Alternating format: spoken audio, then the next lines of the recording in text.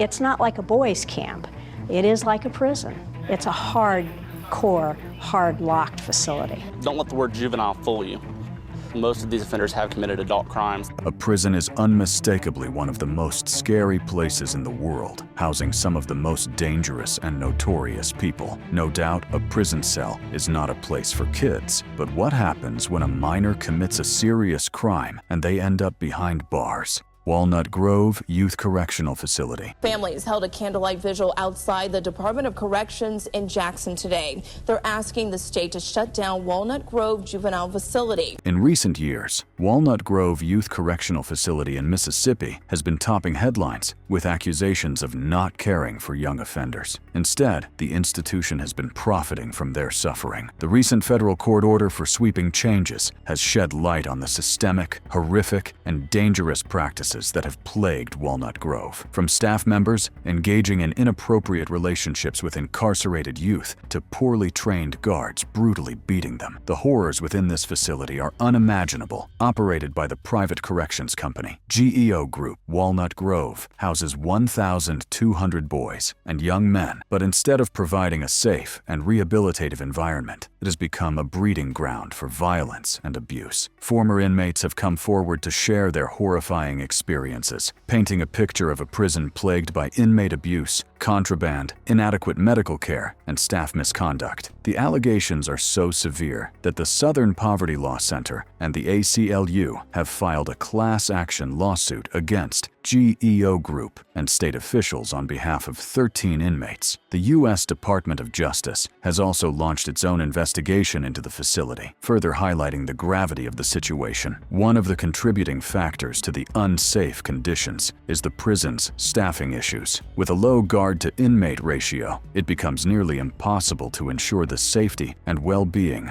of the young offenders. Inside Walnut Grove, guards are not just there to maintain order, but they actively participate in gang activities and even bet on fights between inmates. One of the kids at the facility, Mike, suffered from severe brain damage from youth-on-youth violence incited by a prison guard. The parent went to the institution to visit his son, only to find that he was missing. I said, "Well, where is he?" They said, "We don't know." The search for his son lasted 2 weeks until a nurse suggested he check the hospital. Mike was found in a hospital in Greenwood, hours away. Not only was Mike in bad shape, the parents disclosed that Mike had injuries. He's got cuts all over him, bruises. He has stab wounds. The teeth in the front are broken. He's scared out of his mind. He doesn't have a clue where he's at or why. A follow-up from the institution's official was that this was the workings of a female staff member at Walnut Grove Youth Correctional Facility. According to the March 20th, 2012 DOJ report, the female staff endorsed the disturbance by allowing inmates into an authorized cell to fight. Although she was fired, there were no charges pressed. This lack of oversight and accountability raises serious questions about the facility's ability to fulfill its duty of rehabilitation. Furthermore, the Justice Department's investigation revealed that some guards at Walnut Grove had gang affiliations. This shocking revelation raises serious questions about the integrity and professionalism of the staff members entrusted with the care and rehabilitation of the young offenders. GEO Group, the private company managing the prison, has attempted to distance itself from these shocking abuses, claiming that they occurred before they took over the facility. It is clear that the company's management and oversight of Walnut Grove have been woefully inadequate. In response to the court order, Walnut Grove would be undergoing significant changes. All children would be removed from the facility and placed in a standalone unit operated by the Mississippi Department of Corrections. This move aimed to provide a safer and more appropriate environment for the young individuals, away from the systemic abuses that have plagued Walnut Grove. In mid-June 2016, the state announced it would close the facility. The closure also raised questions about the future of the facility itself. With its doors shut, the once bustling prison now stood as a haunting reminder of the failures of the criminal justice system. The Mississippi Department of Corrections, MEDO-OC, reopened the facility in November 2020. I just want to say to Tate Reeves,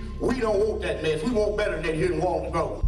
Aylesbury Young Offender Institution. 1 minute you might be with a shield going into a cell to take a weapon off somebody. The next minute you might be breaking news to somebody that somebody nearest and dearest has got something awful happen to them. Aylesbury Prison is a high-risk institution located in Buckinghamshire, England. Known for housing dangerous and disruptive 18 to 21-year-olds, this prison has become a hotbed of violence, drug use, and despair. Prison officers face daily battles with violent and aggressive inmates, and where self-harm and suicidal tendencies plague the incarcerated. I'm telling you, bro, when I see you, I'm gonna slash your throat, you.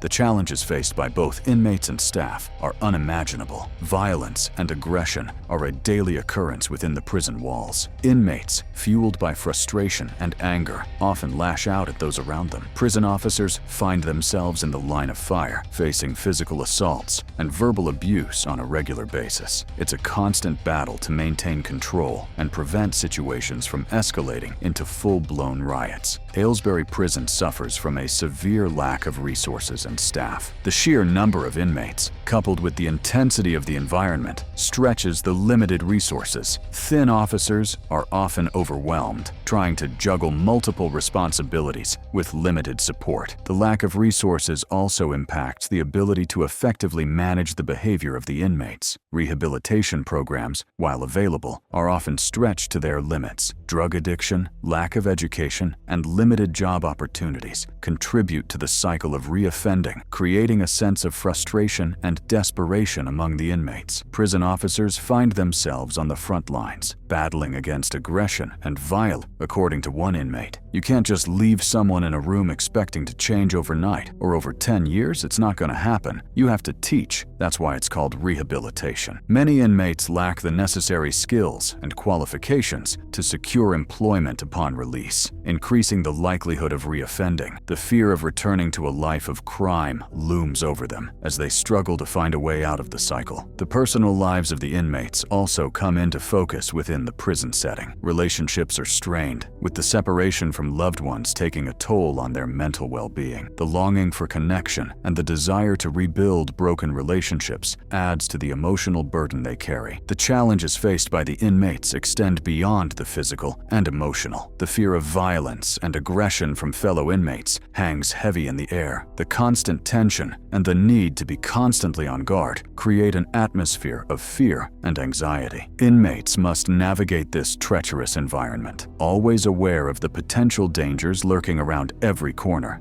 The reason why I'm doing this is because they me up the other day, innit? Like, they literally me up, innit? Throughout their time in Aylesbury Prison, inmates battle with their mental health. Self-harm and suicidal tendencies are all too common as they struggle to cope with the weight of their circumstances. The prison suffered 5 deaths, including 2 teenagers who were on And then this morning he said goodbye to me. He said, I'm not going to see you again. suicide watch. Nicholas Weller was found hanging in his cell at Aylesbury Young Offenders Institution. He died on the 16th of March. Anthony McNally was found dead in his cell only 5 months after his sentencing. Lenny Crott was found unresponsive just 15 days after he was transferred from Highdown Prison, New York, Rikers Island. It is a remarkable fact that 27% of the adolescents on Rikers Island are in solitary confinement.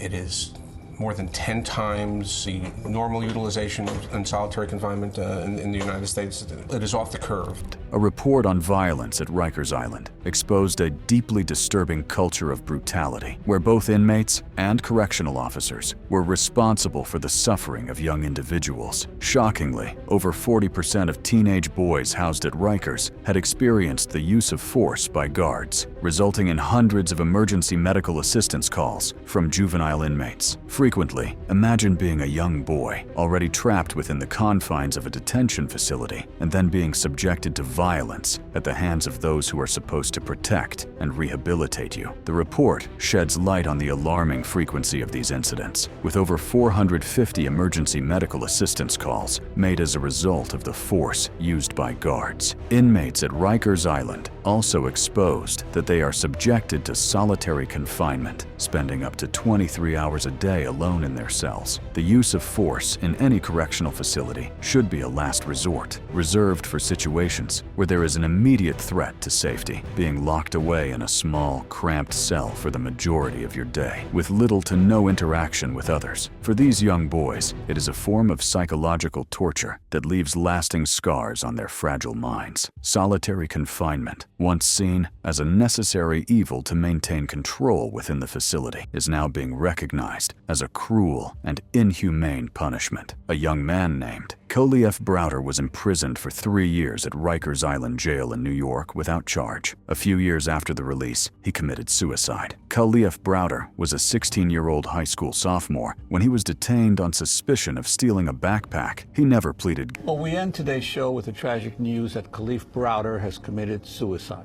He was a young New York student who spent 3 years in Rikers Island Jail.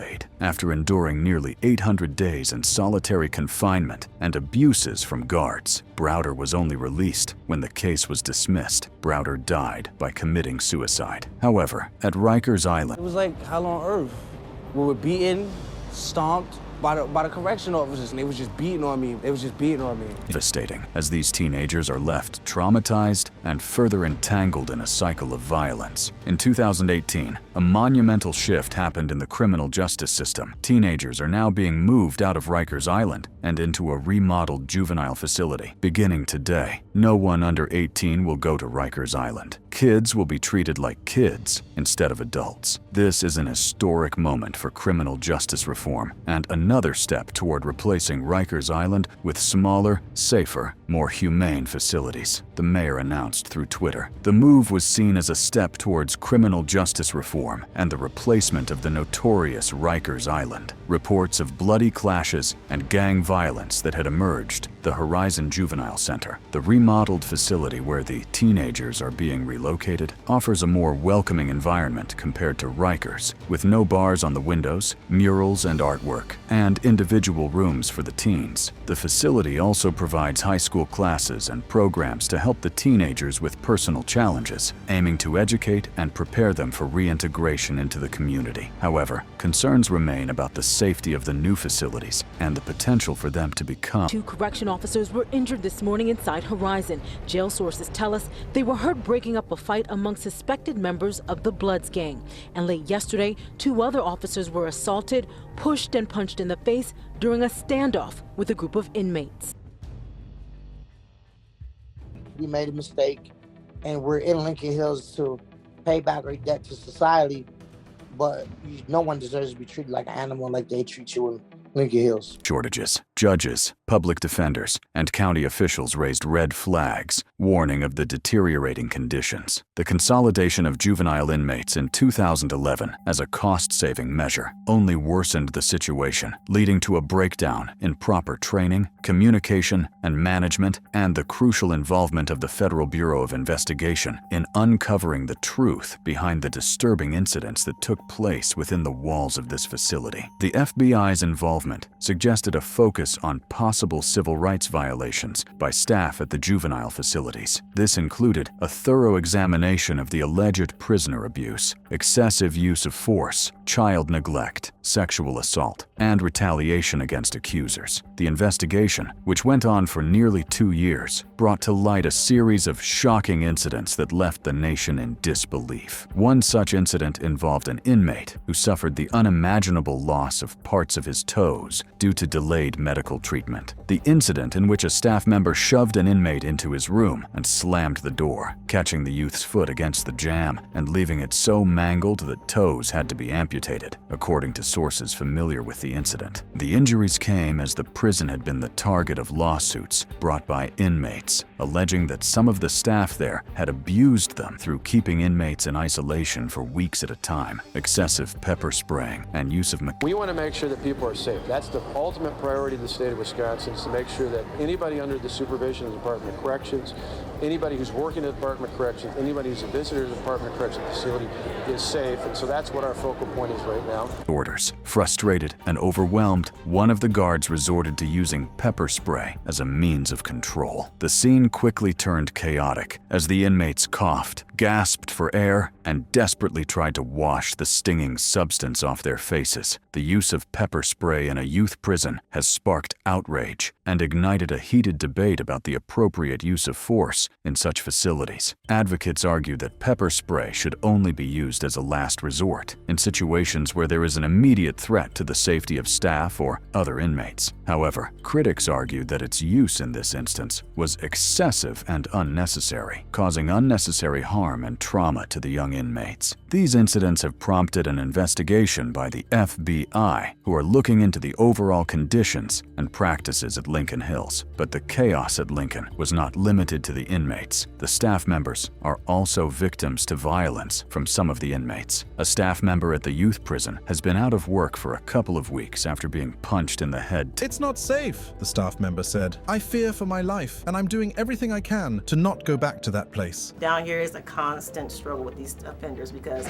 you have to get them on a good day. If you get them on a bad day, this is what we get. This is what we get. To that place. The altercations and confrontations that occurred at Lincoln Hills School for Boys and Copper Lake School for Girls between the month of July and December of 2015 resulted in 32 injuries to inmates and 7 injured prison staff. An incident report provided to the Wisconsin State Journal-Law revealed that federal law enforcement officials arrived at the Irma facility to interview staff and inmates as part of an investigation into potential crimes ranging from child abuse to sexual assault to destroying public records to misconduct in public office. The report also revealed that the staff were also victims of assault. In one shocking incident, an inmate made sexual threats against a staff member and his wife. The records provided detailed, shocking events from fights to vandalism to use of foul and threatening language towards staff members. The record showed an incident where a dispute over candy occurred between 2 inmates, ended with inmates and staff being injured after a fight broke out between the 2 inmates. The staff witnessed one of the inmates' heads bouncing off the floor repeatedly, while another inmate's knee was injured by a staff member who intervened. In another incident, an inmate shoved a t-shirt to the bottom of a toilet and flushed it repeatedly until it overflowed. This prompted prison officials to shut off the room's toilet water temporarily.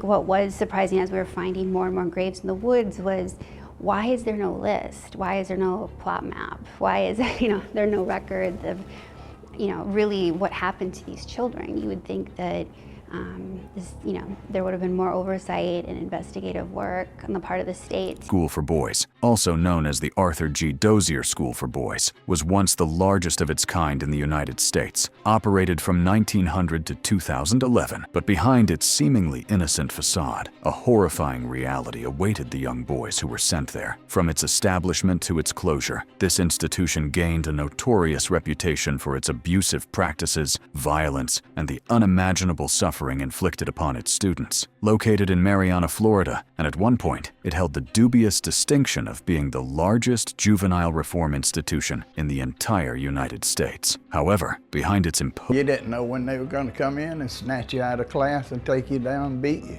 I had one that hit me so hard in the face with his hand. Ow!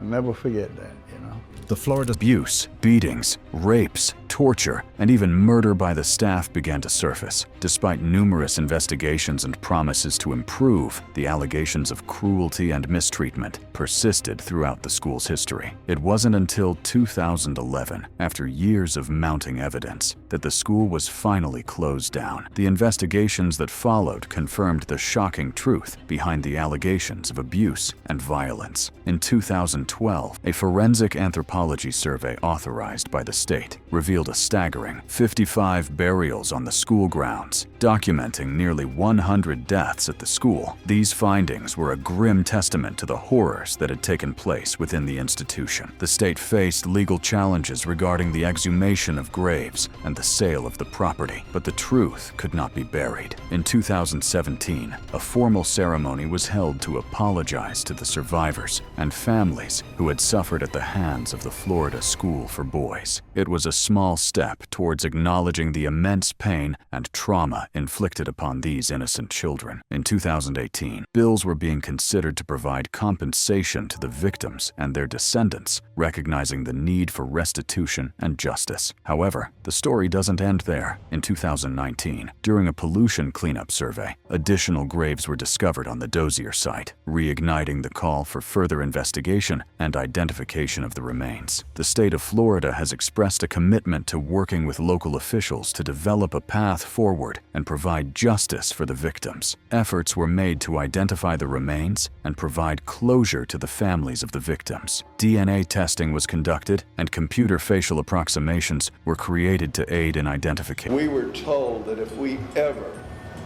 wrote a letter or told our parents anything that took place in the White House, that we would get another beating. The White House Boys. These courageous individuals came forward to share their harrowing experiences and shed light on the horrors that took place within the walls of the institution. The White House was a building within the school where beatings were administered, often with a leather strap or a wooden paddle. It became a symbol of the physical abuse and torment inflicted upon the students. The survivors recounted stories of brutal beatings, sometimes leaving them bloodied and broken, their spirits crushed under the weight of the violence. If you enjoyed this video, click on the boxes playing on your screen to watch similar content.